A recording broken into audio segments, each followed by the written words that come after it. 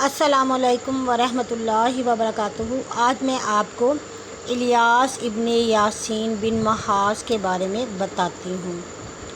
قرآن مجید فرقان حمید میں اللہ تعالیٰ نے فرمایا، ترجمہ: بے شک الیاس ہمارے رسولوں میں سے ہیں۔ روایات ہے کہ بعد خرقیل علیہ السلام کے ایک مدت تک قوم بنی اسرائیل میں کوئی نبی نہ ہوا اور ان کو واعظ و نصیحت نہیں سنائی، امر و نہی نہیں سنایا اور یہ ہدایت کرتے۔ چنانچہ یہ قوم متفرق ہو کر ملک شام اور مصر اور دیگر ملکوں میں جا بسی۔ اگرچہ بعض علماء اثران حضرت موسیٰ کے دین کی تحریض و ترغیب دیتے تھے اور ان کے سیدھے راستے کی تلقین کرتے تھے، مگر اس قوم پر کچھ اثر نہ ہوتا تھا۔ رفتہ رفتہ بت پرستی، زنا کاری، فعل قبیح اختیار کرنے لگے اور بہت تھوڑی قوم حضرت موسیٰ کے دین پر رہ گئی۔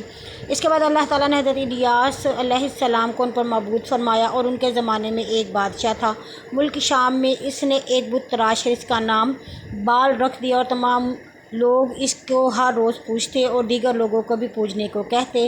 حضرت الیاس علیہ السلام اس کے پوجنے سے مخلوق اللہ کو منع کرتے، جیسے کہ قرآن پاک میں فرمایا گیا۔ ترجمہ: جب کہا حضرت الیاس نے اپنی قوم کو کہ کیا تم کو نہیں ڈر کہ تم پکارتے ہو بال کو اور چھوڑتے ہو بہتر بنانے والے کو، جو اللہ ہے تمہارا رب اور تمہارے اگلے باپ دادوں کا۔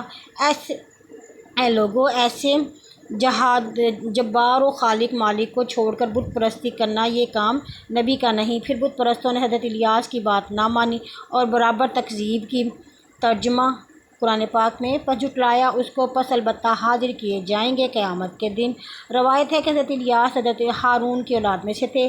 اللہ تعالیٰ نے ان کو شہر بالبک میں بھیجا، وہاں کے لوگ کو بال کے پوجنے سے منع کیا، اور بعض نے کہا قوم بنی اسرائیل میں ایک عورت تھی جس کا نام بال تھا۔ اس کی ایسی صورت تھی کہ بتان آزر نزدیک اس کے رخسار ماہ قریب کے محض سنگ تھے، اسی کو پوجا کرتے تھے، اور یہ دیکھ کر حضرت الیاس وہاں کے لوگوں کو اس کے پوجنے سے منع کرتے، لوگوں کو اللہ تعالیٰ کی طرف ہدایت کرتے۔ پس کچھ روز بعد وہاں کا بادشاہ ایمان لے آیا اور اس نے حضرت الیاس کو اپنا وزیر بنا لیا، پھر ان کی بہت ہی قدر و منزلت کرتا تھا۔ پھر چند روز کے بعد اس نے اپنی قوم کے ساتھ ضلالت کی راہ اختیار کی اور اپنی قوم کے ساتھ بت پرستی شروع کر دی۔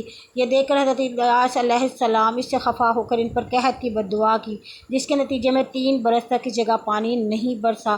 سارے ملک میں قحط نازل ہو گیا اور کھانا اور جانوروں کو خوراک نہ ملنے کی وجہ سے آدمی اور جانور سب کے سب مرنے لگے، اور لوگوں کو یہ خیال آیا کہ یہ قحط سالی جو ہم پر نازل ہوئی ہے حضرت الیاس کی بد دعا ہے، لہٰذا اس کو جہاں بھی پاؤ فوراً مار ڈالو۔ اور ادھر حضرت الیاس ایک بڑھیا کے مکان میں چلے گئے، اس لیے کہ وہ بڑھیا حضرت الیاس کی مقتدا تھی، اور اس کا صرف ایک ہی بیٹا تھا جس کا نام الیسع تھا۔ اس کو حضرت الیاس کی خدمت میں دے دیا، اور حضرت الیاس اس لڑکے کو لے کر شہر شہر پھرتے۔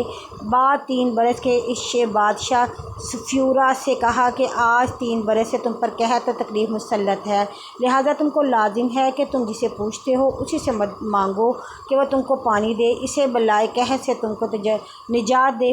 اگر اس سے نہ ہو تو خالق ارض و سما کو پوجو اور اسی پر ایمان لاؤ، تو ضرور تم کو اس بلا سے نجات مل جائے گی۔ پس حضرت الیاس کے کہنے سے انہوں نے اسی وقت اپنے بت معبود سے جا کر نجات مانگی۔ اس نے ان کو کوئی بھی جواب نہ دیا۔ پس انہوں نے حضرت الیاس سے آ کر کہا، آپ ہمارے واسطے دعا کریں کہ ہم اس بلا سے جلد خلاصی پائیں، تب آپ پر ایمان لائیں گے۔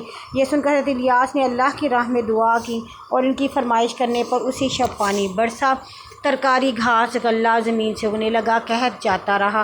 پھر بھی برابر جھٹلاتے رہے اور ایمان نہ لائے، گمراہی میں بال کو پوجتے رہے۔ حضرت الیاس نے جب ان کے لیے دعا کی تب اللہ کی طرف سے وحی نازل ہوئی، اے الیاس، تیری دعا سے میرے بندے اس قحط میں بہت مارے گئے۔ تو پھر الیاس نے جانب باری تعالیٰ میں عرض کی، الہی تو نے میری دعا سے ان پر قحط نازل کیا، میری دعا سے پھر اس کے واسطے بھلائی کر۔ غرض حضرت الیاس نے دیکھا کافروں نے آخر بت پرستی نہ چھوڑی، تب الیسع کو اپنا قائم مقام اور خلیفہ بنا کر اس قوم سے الگ نکل گئے، اور ان کو اللہ تعالیٰ نے زندگی نومسور تک دی اور ان کو بحر و بر میں رہنے کا حکم دیا۔ پھر اللہ تعالیٰ نے اس قوم پر یسع کو نبی بنایا، اور آپ نے سب سے پہلے اللہ کی طرف لوگوں کو دعوت دی اور صحیح کی ہدایت فرمائی، لیکن اس قوم نے اس کو بھی نہ مانا اور برابر جھٹلایا۔ آخر وہ ساری قوم مردود ہی رہی۔ پھر چند روز کے بعد حضرت یسع علیہ السلام کا انتقال فرما ہو گئے۔ ایک روایت میں ہے کہ اس کے بعد حضرت یسع علیہ السلام کے 700 برس تک کوئی نبی ان پر مبعوث نہ ہوا، صرف علماء و فضلاء تھے، وہی اللہ کی راہ بتاتے مگر ان کی کوئی بات نہ سنتا۔ اس کے بعد اللہ تعالیٰ نے حضرت حنظلہ علیہ السلام کو اس قوم کی طرف مبعوث فرمایا۔